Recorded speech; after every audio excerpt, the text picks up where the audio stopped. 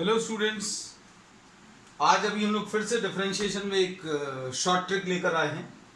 This is differentiation of implicit functions. Implicit functions वो हैं जिसमें आप x और y को सेपरेट नहीं कर सकते। x और y के जो टर्म्स हैं वो कॉम्बिनेशन में रहेंगे। कैसे? ax square plus 2hxy plus by square plus 2gx plus 2fy plus c is equal to 0। Conventional method जैसा भी हम लोग मान के चलते हैं कि आपको मालूम है। अब इसमें ट्रिक देखें। ट्रिक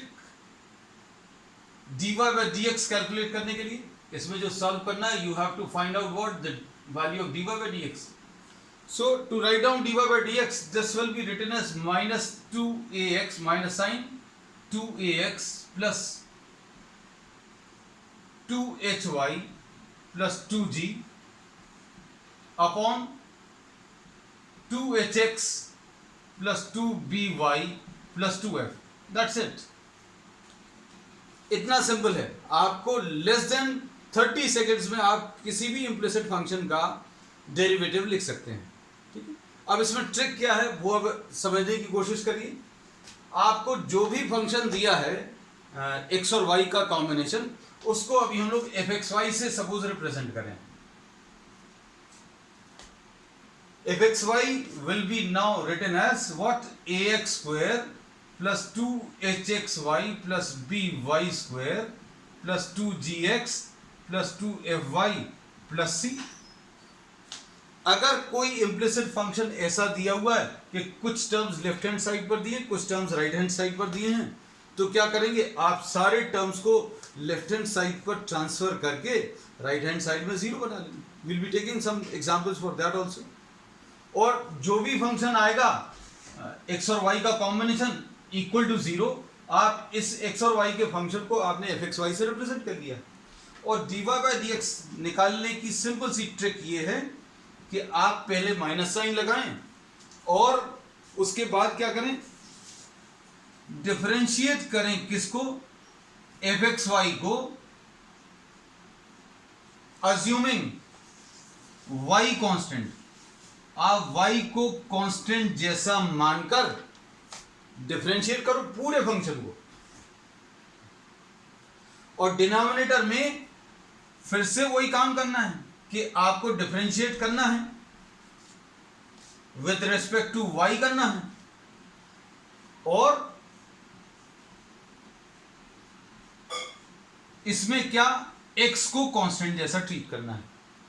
इसका एक्चुअल में जो रिप्रेजेंटेशन है वो ऐसा कुछ रहता है। ये भी कोई ट्रिक नहीं है, ये हायर मैथ्स में अभी आगे जो कैलकुलस सेकंड पार्ट अभी हम लोग पढ़ेंगे कॉलेज लेवल पर, उसमें होता है, लेकिन अभी हम लोग उससे कोई मतलब नहीं है। At this stage we are interested in what? Saving time. आपको अगर बोर्ड में इस टाइप के क्वेश्चन आते हैं तो आप अगर 10-20 सेकेंड में अगर आंसर निकाल पाओ तो वो आंसर आपको चेक करने के काम आएगा, वेरीफाई करने के काम आएगा कि जो आपने बोर्ड के एग्जाम के लिए लिखा है वो सही है कि नहीं। या फिर कॉम्पिटिटिव एग्जाम्स के लिए अगर आप तैयारी कर रहे हैं तो भी आपका टाइम सेव करेगा। तो अभी हम लोग ये पार्शियल डेरिवेटिव के टर्म्स में इसको नहीं लिख रहे हैं, ये आगे जाकर अभी हम लोग पढ़ेंगे। This is something related to partial derivatives.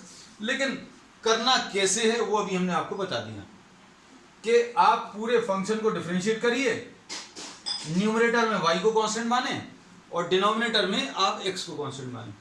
अब इसी प्रॉब्लम को अभी हम आपको करके बता देते हैं। देखिए, dy by dx अगर आपको लिखना है तो dy by dx will be equal to, आप इस फंक्शन का डिफरेंशिएशन कर लो। इस फंक्शन का डिफरेंशिएशन करना है किसके रिस्पेक्ट में? x के रिस्पेक्ट में। x के रिस्पेक्ट में अगर आप करें, पहले तो सबसे पहले माइनस साइन लगाना है, फिर उसके बाद x के रिस्पेक्ट में अगर आप डिफरेंशिएट करें तो क्या आएगा? ये a तो है, x के रिस्पेक्ट में इसका डेरिवेटिव 2x आ जाएगा।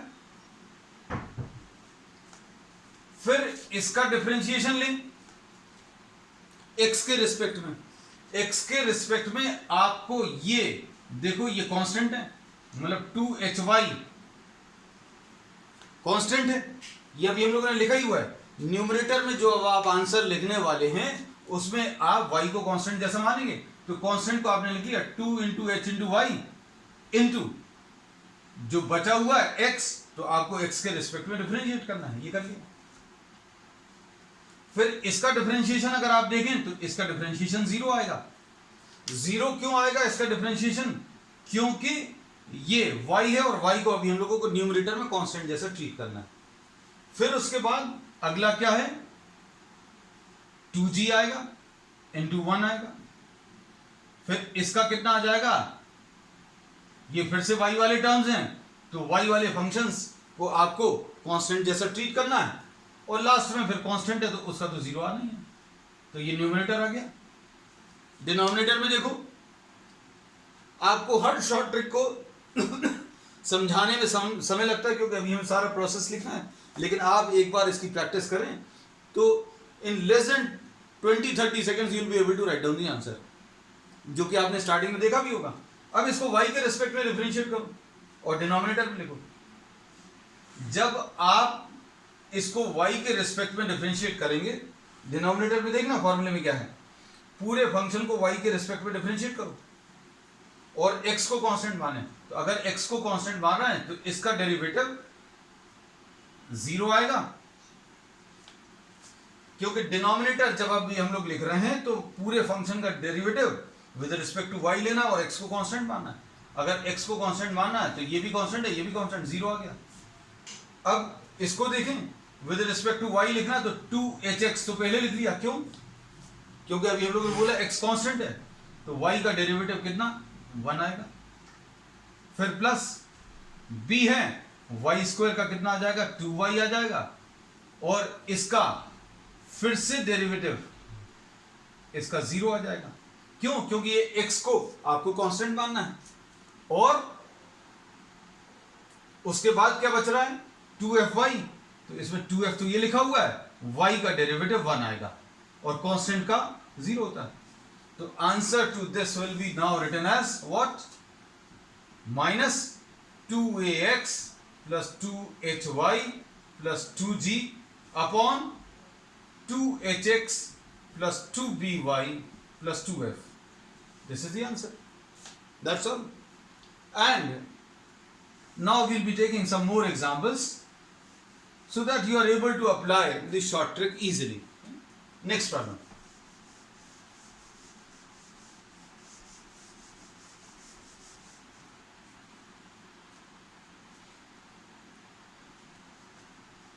x cube, फिर से फाइंड dy by dx, आपको dy by dx कैलकुलेट करना है। अब dy by dx कैलकुलेट करने में x की फंक्शन जो दिया हुआ है x क्यूब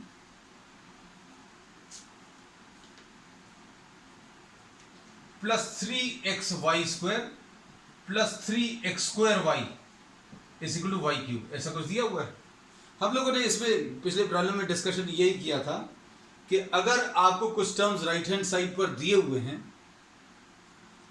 तो आपको सारे टर्म्स को लेफ्ट हैंड साइड पर ट्रांसफर करना है। तो देखो हम लोग इसको कैसा लिख लेंगे, एक्स क्यूब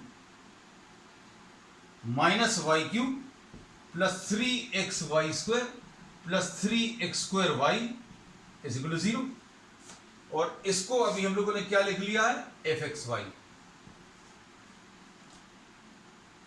अब dy by dx क्या मिलेगा, dy by dx minus sign लगाओ, पूरे का डिफरेंशिएशन करो। मन में ये चीज सोच कर रख लेना कि जब आप ऊपर डिफरेंशिएट कर रहे हैं तो विद रिस्पेक्ट टू x कर रहे हैं और y को कांस्टेंट मान रहे हैं, और डिनोमिनेटर में क्या कर रहे हैं आप, विद रिस्पेक्ट टू y कर रहे हैं और उसमें x को कांस्टेंट मान रहे हैं। बस ये ध्यान रखना, ये लिखा हुआ है इधर। अब देखो विद रिस्पेक्ट टू x करेंगे तो कितना आ जाएगा बेटा, 3x स्क्वायर आ गया। विद रिस्पेक्ट टू x अगर आप करेंगे तो ये 0 आ जाएगा। विद रिस्पेक्ट टू x अगर करें तो इसका तो 1 आएगा और प्लस 3y स्क्वायर, ऐसा कुछ आ जाएगा। और इसका अगर आप करेंगे विद रिस्पेक्ट टू x तो 3y को तो कुछ नहीं होगा, x स्क्वायर का कितना आ जाएगा, 2x, तो ये 3y लिख दिया और 2x लिख दिया। तो ये क्या आ गया, न्यूमरेटर। डिनोमिनेटर में क्या करेंगे, डिनोमिनेटर में फिर से विद रिस्पेक्ट टू y करूं, विद रिस्पेक्ट टू y करेंगे तो इसका 0 आ जाएगा। माइनस साइन दोनों जगह मत लगा लेना, माइनस एक ही आना है, ध्यान रखना। ये 0 आ गया। अब -3y², इसका derivative with respect to y, इसका derivative with respect to y अगर लेना है तो 3x तो लिखा हुआ है, और y² का डेरिवेटिव कितना आ जाएगा, 2y, ऐसा कुछ आएगा। फिर इसका कितना आ जाएगा, +3x² इंटू y का डेरिवेटिव कितना आएगा, y का डेरिवेटिव विल बी 1। तो ये इसका आंसर आ गया। तो ये आंसर कितना आ जाएगा, 3x² माइनस 0 है तो ये लिखने की जरूरत नहीं है, +3y² plus 6xy upon -3y² plus 6xy plus 3x²। ठीक, अब इसमें एक लास्ट प्रॉब्लम और ले रहे हैं।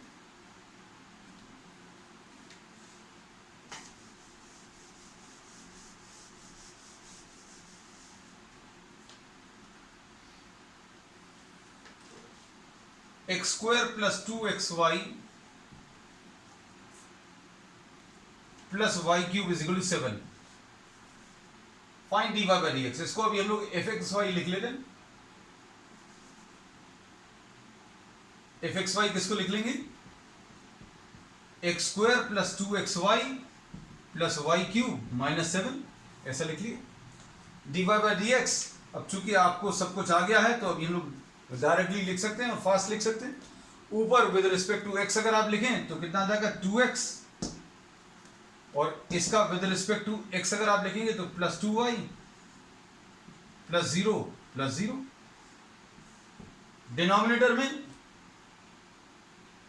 क्या आएगा, विद रिस्पेक्ट टू y ये 0 आएगा, with respect to y 2x आएगा, और विद रिस्पेक्ट टू y ये 3y² है। So this is the answer. That's all for today. And if you like the tricks, please share and subscribe the channel. For many more tricks, we'll be continuing many more such tricks in the subsequent classes. That's all.